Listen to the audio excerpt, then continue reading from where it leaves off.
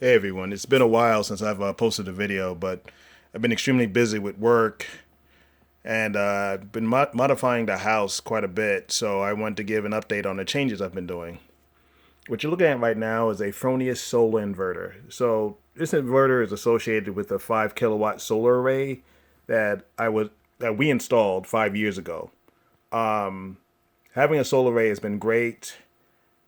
The Our bill prior to installing the array used to be around $350, specifically in the summertime when we were running the air conditioning. But after getting the solar array in the summertime, our bill actually dropped quite a bit to about $85 a month. So this was wonderful. We really enjoyed it, and everything was great. And then came the solar, I should say, the electric cars. So last summer, we installed, we received two electric cars. I received mine last summer. My wife received hers in about October of last year, of 2016. So the bill actually went up quite a bit. About $75 a car, or about $150 a month for both cars, which isn't bad considering we used to spend upwards of $1,000 a month between both cars. Both my wife and I drive approximately 5,000 miles a month for both cars, so about 2,500 miles per car. And so the increase of $150 a month really wasn't bad at all. But I wanted to do something to see if I can offset some of that cost. So what we did is we have this second inverter. This second inverter is associated with a 4 kilowatt, 3.9 to 4 kilowatt system we installed recently. This is installed on our garage roof. Having this installed did make a difference in our bill. Not a huge difference, but I just received the first bill last month, and we saved approximately $85. So it's not a little bit of money, but it was worth doing because we do see the savings, and we're still going green. What you may notice there, for these guys that are used to power, that's actually my transfer switch. So we have a transfer switch installed during Hurricane Sandy, and that's for when there are power outages. I can actually pull my gas powered generator out of my garage, plug it in outside into the house, and flip certain switches for critical systems like the lights, the refrigerator, the microwave. So during Hurricane Sandy, it came in really, really handy, and I'm happy to have it. Since I'm here, I thought I'd show you my panel. It's pretty crowded, but I got a lot of electronic stuff in the house. Anyway, so as you can see, I have the breakers for my solar PV at the bottom, 14 and 15, 3 and 4, or for my 1 Tesla high powered wall charger, and 21 and 22 is for our second one. The first one is associated with the 50 amp breaker, and then I have a 60 amp breaker on the one on 21 and 22. The older charger, so I have an older high powered wall charger associated with my car, and then I have a newer one associated with 21 and 22 with my wife's Model X. The rest of the reason for the different breakers.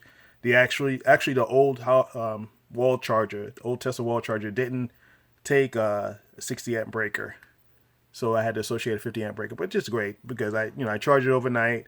It doesn't make a difference, and surprisingly, both are getting around 30 miles, adding about 30 miles per hour to the battery. So we're not seeing a difference, and another reason why we didn't really need the upgrade of the charger in the cars, because we didn't really see the benefit of it, especially for, I think it costs about $1,900. So what I'm going to do is I'm actually going to show you this right here. So this is actually a light gauge system. Let me open the box for you.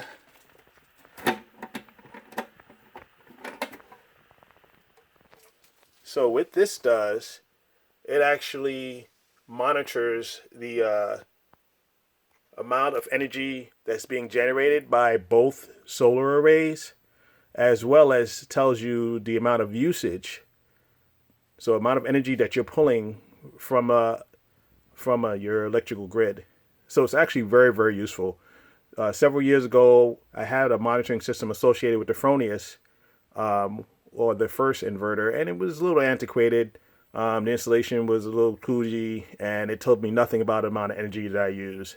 This one is really, really useful because not only does it tell me the amount of energy that's being used by the new solar array, but it's an aggregate of both solar arrays, and it's great to know the what you're using, because it actually gives us an idea of when we can turn things on and off, and the interface is actually pretty slick. So I'll show you that momentarily.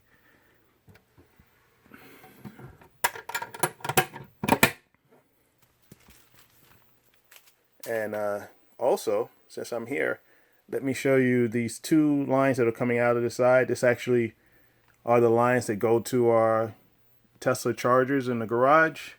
So they go up and around and out the side, or I guess the back of the house, to the chargers in the garage. And I'll show you an illustration later on in the video that details how my home is set up in terms of the solar array. But now let's take a look at that light gauge system. So this is actually the light gauge interface that is associated with our system. As I said, it's a pretty slick looking system. What this is, it shows me the amount of power that I'm using. So this is marked in red, and the amount of power that I'm generating, which is marked in green. So you'll notice here that it's pretty high. I'm actually using about 20 kilowatts here, and this is actually when the batteries in the cars are charging. So you'll see it's set 12 a.m. here, but in actuality, my charging starts at about 9 o'clock. I'm on a time of use system for our electrical. So what this means is that during the day, the electrical is very, very expensive. But at night, particularly around 9 o'clock, it drops significantly. So what we did is we set the timers on the car to start charging at 9 o'clock and continue charging until whenever it's fully charged or at 90%. Here, this started at 9 o'clock the previous night, and then you'll see a drop off here. And the drop off is when the first car completed. So it dropped to about 10 kilowatts. And then after another short period of time, it dropped again. And then this is what the energy usage was occurring. So we are using very little energy. It may be like 2 or 3 kilowatts at night, for the pool. We have a pool, so for the pool pump and various other things. And you'll see little spikes here, which may represent the central air leveling off the temperature in the house. And then you'll see here at around 6 o'clock in the morning, the sun is coming up. So it's starting to hit the arrays. So we're still using more energy than we're generating. But then around 8:30, you'll see it cross. So now we're generating more than we're using. Once again, you have the blips here, and this also represents the central air coming on to level off the temperature in the house. And then one thing you'll notice here, you'll see a jump here to about 5 kilowatts per hour. So this, I actually think, my kids were home and they turned down the temperature of the central air because it was pretty hot that day. So that's why it maintained its consistency. but it's okay because it's actually taking away from all the credit that I received here from generating the electricity from solar. So this is still not costing me anything. And then at 9 o'clock here, you'll see a jump and jump to 10 kilowatts. And then you'll see another jump. I actually think I have the truck, the Tesla X, starting at 9:30. So that'll jump to 20 kilowatts. And it'll maintain 20 kilowatts until the cars are fully charged, which is roughly around around 1:30 in the morning. But also it depends on how much driving you do the previous day. So if we do very little driving, then which is very rare for us, then it'll only take a short period of time. Over here, this is early in the morning. It's about 8 o'clock in the morning right now. So the red represents, once again, how much we're using, and the green represents what we're generating. So of course, we're generating very little, but we're actually using very little as well. About 1.2 kilowatts. And here it actually gives you more detail. So we're producing 1 kilowatt and we're using 1.2. So we're using about 200 watts. And this shows you how much we've generated since we had the second system installed. So we've generated 1.34 megawatts and we've consumed 4 megawatts in about a month, about 5 weeks. So net is 2.6 megawatts that we bought from the grid.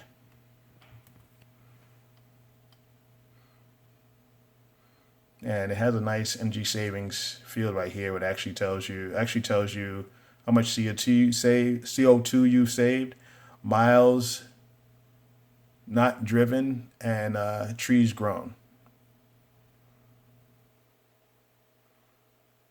And you can actually adjust the range here in terms of what you're looking at. So as I stated earlier, I went back to sometime last week, which is the time we had a significant heat wave.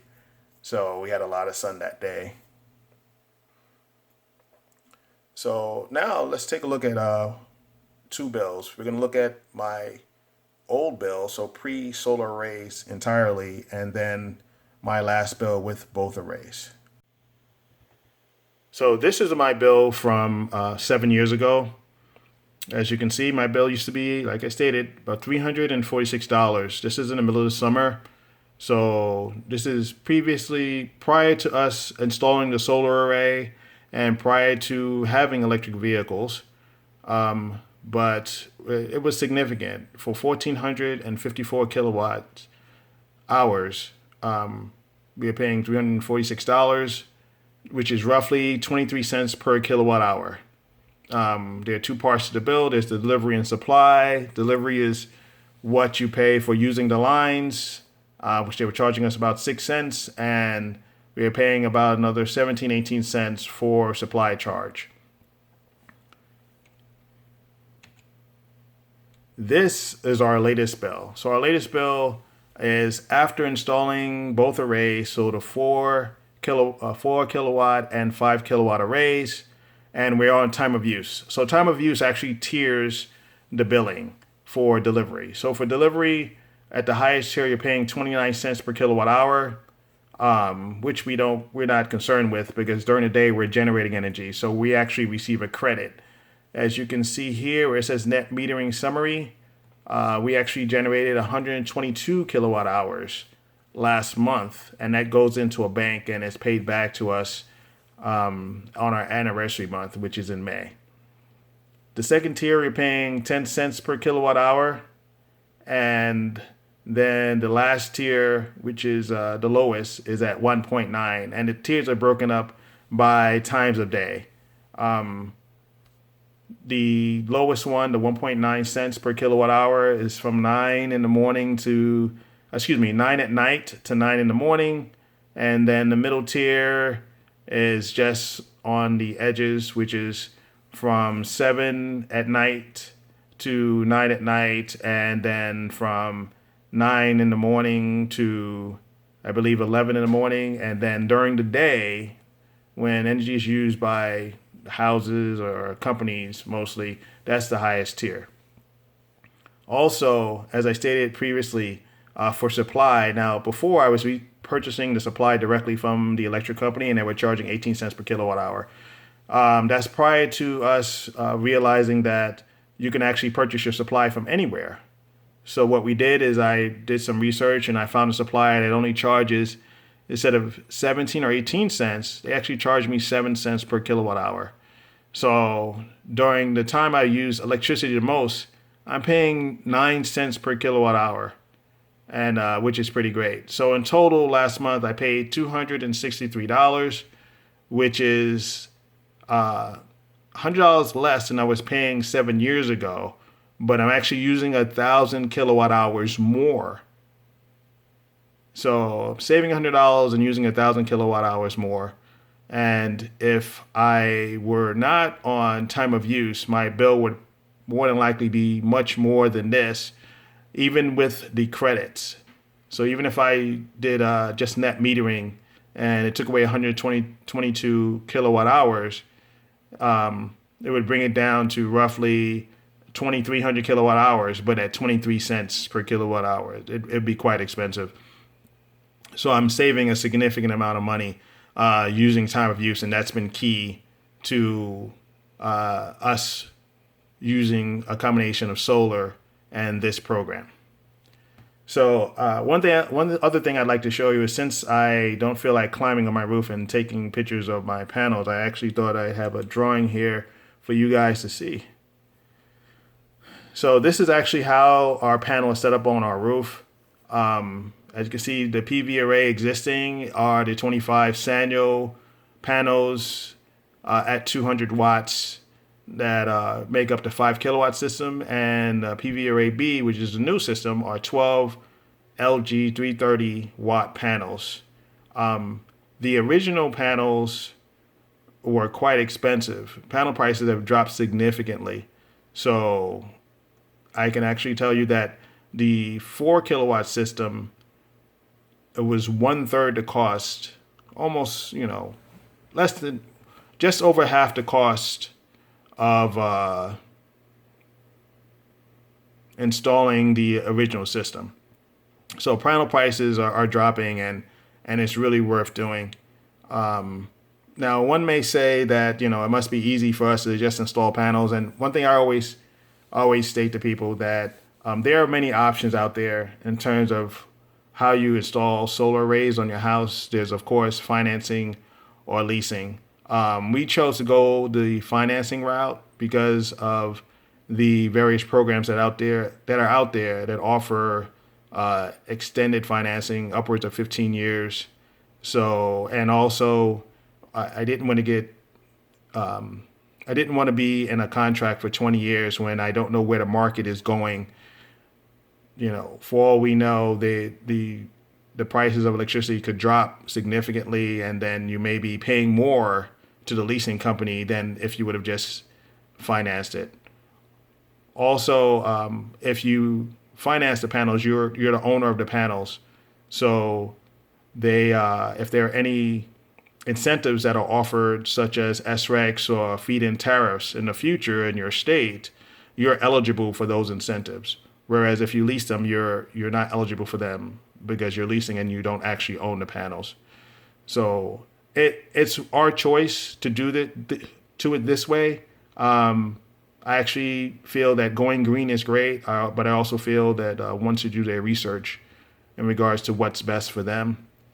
And for us, it's just the financing was better. And also, when you take into consideration the tax incentives that are offered between federal and state, you can actually get 55%, over 50% of the panels paid when you do your taxes. So even if you're financed it for 15 years, you can actually pay it off in less than 5. So it's totally worth it if you're interested in financing. So that's about it. I'd like to thank everyone that used my referrals in the past, because I'll actually be receiving a Powerwall in the coming months, and I will make certain that I update this video or create a new video once the Powerwall is installed, so everyone can see the installation and what effect it has on my bill. I have 3 referrals left in this program that will not only save you $1,000 on the purchase of a Model S or X, new or inventory, but it will also grant you free supercharging for life. As you may know, Tesla no longer offers free supercharging on the Model S or X if purchased. They only offer you 400 kilowatts per year, and then you have to pay per use. So the referral that I'm offering will give you free supercharging for life. If you have any questions, please feel free to send me a note, and I'll try my best to reply to them as quickly as possible. Take care.